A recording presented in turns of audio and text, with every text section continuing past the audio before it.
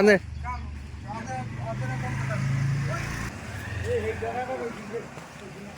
এখন যাইব কাঁচা লঙ্কার paste. What's up everyone guys, it's Imdevjyoti. Welcome back to my YouTube channel and Facebook Mr. Dev Vlogs. তো guys last ভিডিওর মধ্যে তো তোমরা সবাই দেখতে পারছো যে আমি কইছিলাম মেলাগড় বাড়ির মধ্যে আয়ুষের লিগা একটা ঘর তৈরি করা হইতাছে। হ্যার যে সময় 6 মাস পূর্ণ হইব, এই 6 মাস পূর্তি উপলক্ষে হ্যার অন্নপ্রাশনের দিন আমি বাবা হিসাবে হ্যার ঘর একটা ডেডিকেট করতাম চাই। এর লিগা বাড়ি তৈরির কাজ শুরু হয়ে গেছে। এদিকে তুমি দেখতে পারতেছো পুরোহিত মশাই আইছে। আজকে হইল বাড়ির কোনাইলা, মানে আমরা যে নতুন ঘরটা তৈরি করুম সেই ঘরের কোনাইলে আজকে দেওয়া হইব। তো মা আছে, আমি আছি এদিকে, আর মৌসুমি এদিকে ক্যামেরা করতেছে। মৌসুমির কোলে সোনা বাবা আছে, আর বাবু এখনো আগরতলা বাড়ি থেকে আইছে না। তো আগরতলা বাড়ির থেকে আইব একটু পরেই। তো ঠাকুর মশাই আইছে, এখন পুজো টুজো হইব ঘরের কোনাইলা উপলক্ষে। তোমরা সবাই আশীর্বাদ করো নতুন ঘরের কাজ খুব সুন্দর করে যাতে সম্পূর্ণ হয়। অলরেডি গাইস এখন সকাল বাজে প্রায় 10টার মতো, আর 7টার দিকে দেখছিল আজকে ঘরের কোনাইলা দেওয়া হয়েছিল। তো এদিকে দেখতে পারতো এদিকে লেবার আয়া পড়ছে 3জন। আপনার যে পুরানো 80 বছরের আম গাছটা আছে, এই আম গাছটারে জেসিবি দিয়ে লাস্ট ভিডিওর মধ্যে দেখতে পারছিলা যে ফালান গেছে না, এই জন্য 3জন কোরাল মিস্ত্রি আইছে।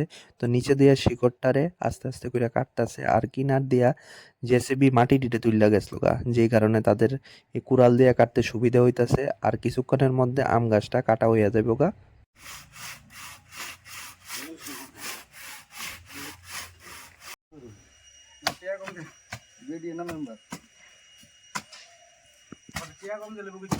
অলরেডি গাইস এদিকে দেখা যাইতেছে যে 2জন করাত মিস্ত্রি করাত দিয়ে এসে আম গাছের শিকড়টার এদিকে কাটতেছে।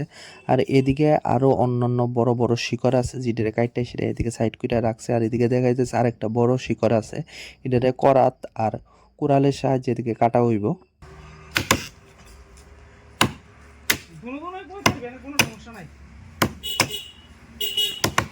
দেখা যাক রান্নাঘরের ভিতরে কেডা আছে। মৌসুমি কাকিমুনি নাই বাড়ির, বাড়ি নাই, কাকু নাই বাড়ির, রান্তাছে এদিকে মুরগির মাংস। পারুনি চুলার ভিতরে রান্তা? আগে লাস্ট কই রানছিলা? এদিকে মশলা বেটে লইছ? ওদের পেস্ট, এদিকে পেঁয়াজ ভাজা হইতেছে, এদিকে মাংস দিয়ে রাখছে, এদিকে মশলা বাটি সবজি আছে।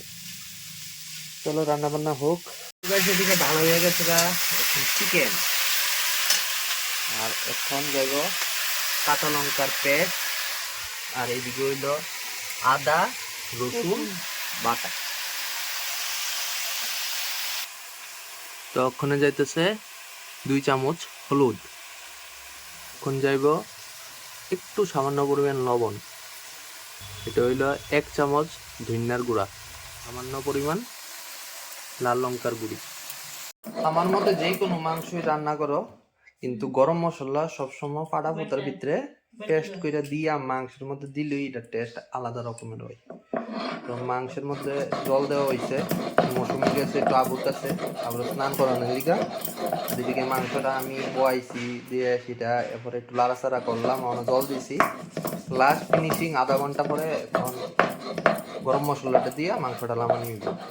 অলরেডি গাইস ফাইনালি এখন মাংস রান্না কমপ্লিট হয়েছে, গরম মশলা দেওয়া হয়ে গেছে, আমি ঝোলটা হালকা একটু কমে সেটা তারপর দুপুরবেলার খাওয়া হইব।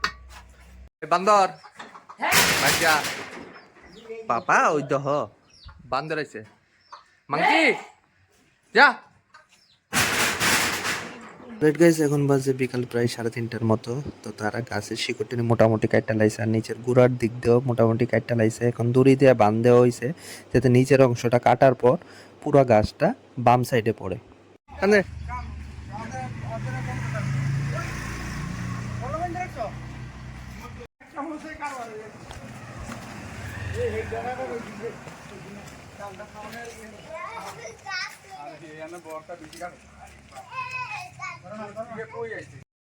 ওখানে বাজে প্রায় 6:30টার মতো। তো বাইরে থেকে বাইরেছি, আমার একটা পার্সেল আইছে।